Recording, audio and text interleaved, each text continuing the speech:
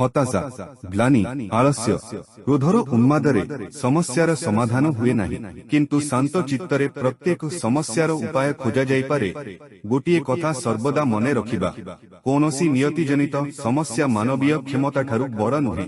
समस्या मात्र एतिकी टिकिए। अधिकांश लोक कठिन समस्या गुड़िकु केवल देखि रही जांती, किंतु किछि लोक सेही समस्या मध्यरे रही मध्य निज लक्ष्य प्राप्तिर क्षमता रखंती। इतिहासरे केवल सेमानंकर नाम लेखा रहे जेउमाने विपरीत परिस्थिति रे रही मध्य निज लक्ष्य को दृष्टि रे रखी दैनंदिन समस्या रे व्यस्त न रही लक्ष्य प्राप्तिर पथरे आसुतिबा बाधा को संपूर्ण भावे समाधान करि देई थांती। इतिहास साक्षी अछि महान होइछंती सेही माने जेउमाने निज समस्या को आगेइबार सुजोग भावे ग्रहण करिछंती, जिए निज दुर्बलता को असमर्थता न भाबी निज शक्ति भावे गठन करिछंती। असंभव देखा जाउतिबा निष्पत्ति कोन? एक एपरी कठिन निष्पत्ति जहाँ निया जाई पारे, तेनु जेते असंभव लागू निष्पत्ति नियंतु, कारण समस्या को अनिश्चिततारे टाणिले समस्या आपनकु गिली देबो।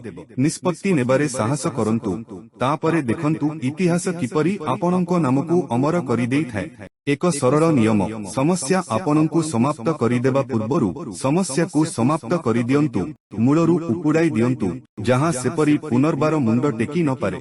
एहा एक पुनर्जन्मर सुजोग, निज समाज और देश हितरे पुनर्बार जीवन जीनिबार सुजोग, जेउ गौरव हराइछंती ताहा फेरी पाइबार सुजोग, निजकु योग्य करिबार सुजोग, एक नूतन निर्माणर सुजोग। निष्पत्ति आपनकु नेबाकु हेबो। चाहिले आपण निज पराजय सहित जीवन सारा मुंड नुआई पशु परि जीवन कटाई पारिबे, नचेत निज भविष्यतर सुखद जीवन उत्कृष्ट समाज पाई निज योगदान करी एही महान अभियान रे मो साथ देई पारिबे। मोर सर्वदा विश्वास, पराजय अनित्य। व्यक्ति चाहिले पुनर्बार चेष्टा करि पारे, जेतेबेले से मनरे पराजय को स्वीकार करे सेतेबेले से पराजित हुए। अनेक समय रे हार मानि नैथिबा लोकंकु जणा नथाय जे सेमाने विजयर केते निकटरे थिले।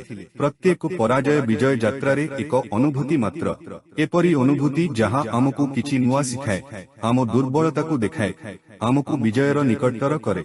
तेनु पूर्व चेष्टारे मिलिथिबा पराजय को भूली जांतु। आसंतु आउ थरे मिसी एक नुआ चेष्टा करिबा। मिलित चेष्टा कदापि व्यर्थ जाए नाही। आजि आमे मिसी निजर देशर एक नूतन इतिहास सृष्टि करि पारिबा, नियतिर लिखित को मध्य बदलाई पारिबा।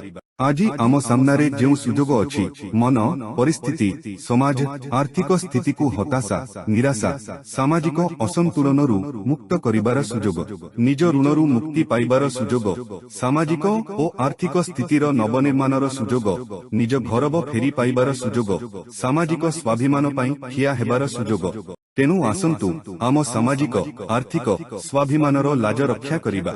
मिसी एही हताशा, निराशा, निरर्थक चिंता, आलस्य को हटाई देबा।